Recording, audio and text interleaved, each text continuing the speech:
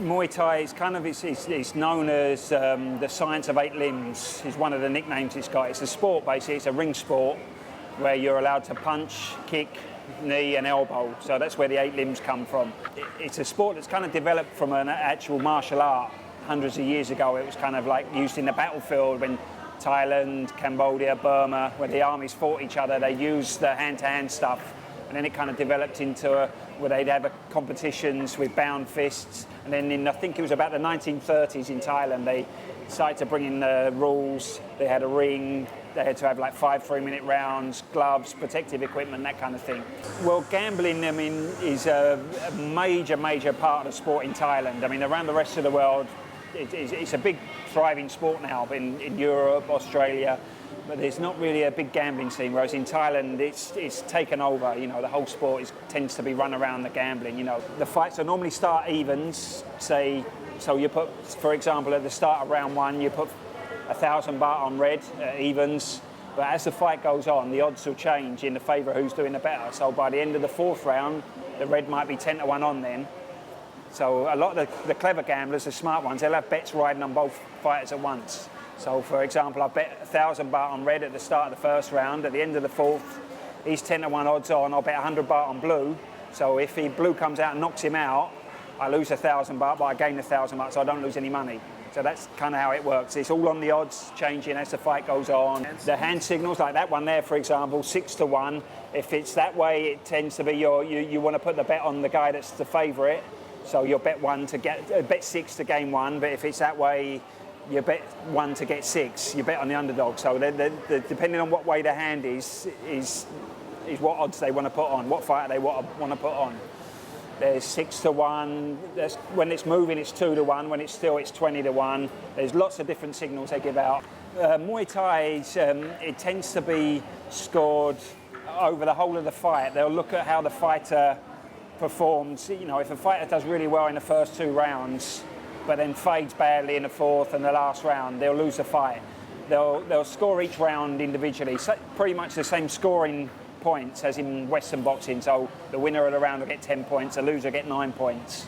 But they'll look at who's got the most effective kicks, who's landing with the harder shots, who's landing with the cleaner shots, who's more effective with their shots as well. So if a guy comes out and throws 20 kicks, but they're all like light contact, another guy comes in, lands with a big kick straight across the body through the guard, and it's a real powerful shot, he'll get the favour more.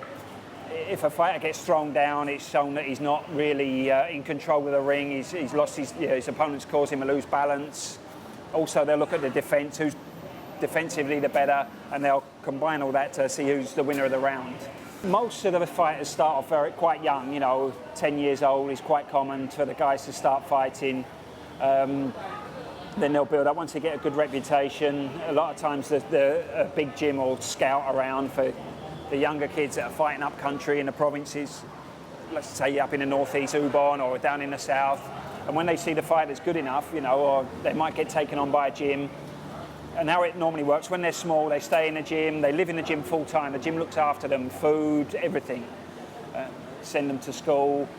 And once they start to earn enough money, then the gym starts to take a percentage. So every time they fight, they get 50%, the gym gets 50% of the purse. I mean, some of the young kids, you know, if they get a good reputation, a good name, there's some big shows up country as well now. You know, in Bangkok, maybe it's not as popular as it used to be. There's too many other things now to Western football, the English Premier League, the internet, computers. You know, there's not as much interest in Bangkok now, but up country in the provinces, there's still very big shows, big crowds, and some of the young boys that fight on there, they can maybe earn 3,000-4,000 baht a fight, which is, you know, more than 5,000, 6,000 baht. That's what someone is going to earn in a month working in a 7-Eleven. And, you know, you've got an 11-year-old able to bring that in. That can help with a family when they've got no money coming in from the rice harvest that year, or so it helps the families a lot.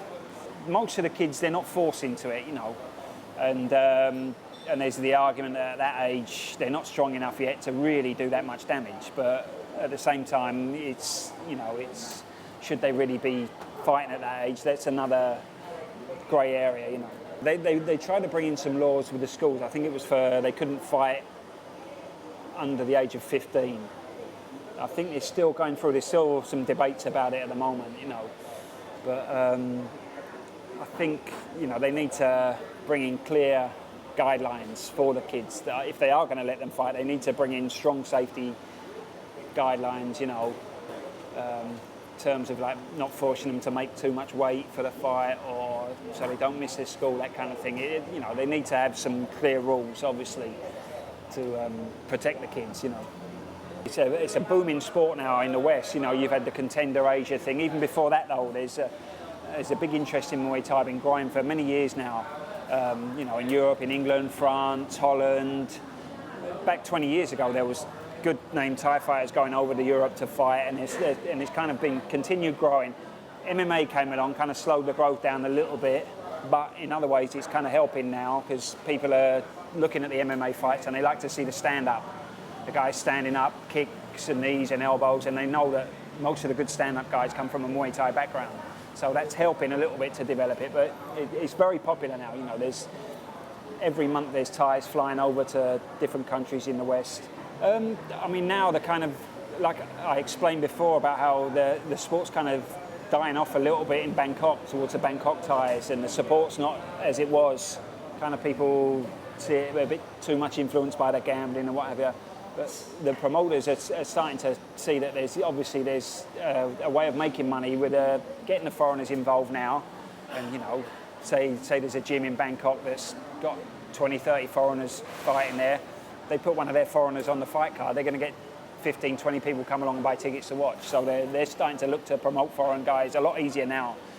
15 years ago, it wasn't so easy for a guy to fight at Lumpini or Ratchaman, whereas now, I have a gym myself, we get promoters ringing up all the time. Have you got someone for Lumpini on next Saturday? Have you got someone for Ratchaman next Sunday? That kind of thing. It's very easy now to come over and find a gym that's kind of geared towards having Westerners come and train there, and also for the guys to get fights as well.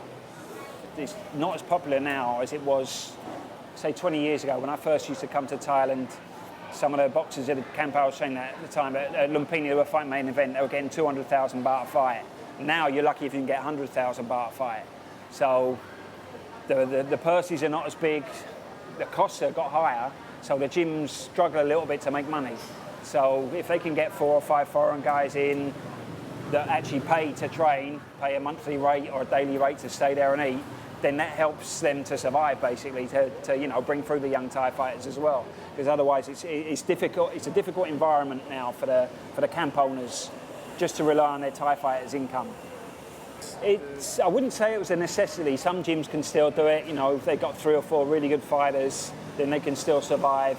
But a lot of gyms struggle, and a lot of gyms are looking at that now as a way to just keep going and make a bit of income, and looking at it as more of a business. They'll see one gym do it well, like maybe Gip Gamton or Khao Samrit. They get a lot of foreigners there, and they think, well, we can make a bit of money too. It's not easy though. They don't realise it's not easy, because there's a whole different ball game into bringing up the young Thai kids and looking after foreigners that want to come and train as well. Yeah, there's kind of, you can get two scenarios, or you can get the gym where they take on a lot of foreigners, and it just kind of, the Thai fighters fall by the wayside. They get the money coming in from the foreigners. They don't bother bringing any new Thai fighters, and their reputation as a gym in the terms of the Thais and the gamblers kind of goes down a little bit. Or you get some of the other gyms, they want to take the foreigners on board, but they'll still put the Thai guys first, and then their reputation as a gym for foreigners doesn't get so good, because, someone goes there, pays them 20,000 baht for a month's training, and, oh no, this guy's fighting with a big bet this week, so you'll have to wait, no pads for you today, that kind of thing, So it's a little bit, it's a fine line again to try and balance the two. But there's a lot of old-fashioned Thais out there that kind of don't like to see maybe the foreigners beating the Thais, and and they're not interested. Some of their gyms, even the promoters, they've already got other businesses making a lot of money out of gambling as well. They're not interested in the foreigners so much. And then you've got the other guys that can see it a little bit more open-minded, and trying to welcome him in a little bit more sort of open-armed. in some ways, it's not always very easy to match a foreigner up anyway. So it's kind of like, it's difficult to find a guy that's not going to go in and just smash them to pieces. You know, like one of the Thai guys, a regular Thai fighter from a gym, quite often is going to be too strong for a foreign guy. So they'll try and find someone a little bit easier, you know, maybe someone that's retired from the stadiums now, 35 years old, you know, not fit anymore, likes a whiskey a little bit too much, you know, but can still get in there and put on a fight, make it close for a few rounds. But they're also, like places like Phuket, they're on a bit more of a money spinner. So the foreigners, because there's so many tourists there, they'll go in and they're paying like 1,000 baht a ticket, and they're not having to pay any money for the Thais, for the purses. So they want the foreigners going in, winning. You know, they win by KO, then it's all the better. You know, so not every promotion's like that there. You know, some of the guys, they'll have decent fights too, but you know, there is a little bit of that goes on. Do you see that in Bangkok and in smaller stadiums? Not really. Bangkok's more, you know, like here, the Westerners, they don't earn so much money here, and they can't really afford to put on too many mismatches here so much. The crowd, it's a different crowd, you know. They're kind of appealing to the gym that's got 20 foreigners there that's going to bring them all to buy tickets rather than hundreds of tourists coming, because you just don't get that kind of crowd here. The two strongest parts of Thailand for producing fighters is Isan, the northeast, and the south. And, you know, it tends to be the two poorer regions, you know. It's like in Western boxing in the US back in the day, you know, it started off Italians, or the Jewish fighters were really good. As they kind of moved up the social ladder, the Italians, and it goes on from there, you know. Basically, hungry people make strong fighters, you know. Your average kid that's got a lot of money doesn't want to go in the ring and get someone smashing him in the face with an elbow and then getting stitched up afterwards, you know. So it kind of, the poverty breeds the success, really, you know. I mean, it definitely provides an opportunity, 100%, you know, when you think that some of the guys, they can be earning like 11, 12 years old, what their mother or father would in a month, slaving away in a factory, you know.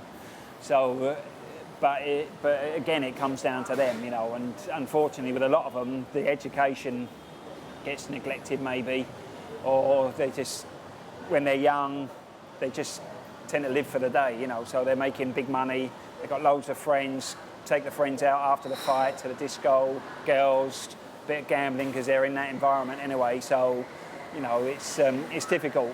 You have to try and like educate them at the same time. Look, you're not going to be able to do this forever, you know. You've got to think about in the future what you want to do as well, you know. It's kind of interesting times because, you know, in some ways, whereas I've said before, it's kind of declining in Bangkok, but with the foreigners coming in, it's bringing in a different impetus, you know. There's a lot more people getting involved now, and there's in other ways, you know, there's new stadiums. There's a new stadium opened up just outside Bangkok, and they're looking to bring in more sort of the flashing lights and the whole razzmatazz and build the sport up in that way, try and take it off in a different direction and maybe attract more Thai people back into it as well from a different background, you know. Whether or not it'll work, it'll remain to be seen. You know, there's still very much, in Bangkok especially, the old guard, you know, which is the old Thai guys coming to get to bet, you know, and the young poor kids from upcountry coming to try and, you know, support the family, build a house for mum and dad and that kind of thing, you know. But it's a very grey where it's going to end up, you know, but obviously the foreign influence is helping it a lot, because without, I think, the foreigners coming into it as they are now, the decline will probably be a little bit quicker. I think it's still got a good few years in it yet. But I mean, it all depends on, you know, it depends on a lot of things, you know. It depends on like the promoters and people like that here maybe opening their mind a little bit more, and they're starting to more and more, you know, realising that the outside world getting involved is a good thing for them as well, you know, because they can make money out of it and, you know, help to keep the sport alive, you know.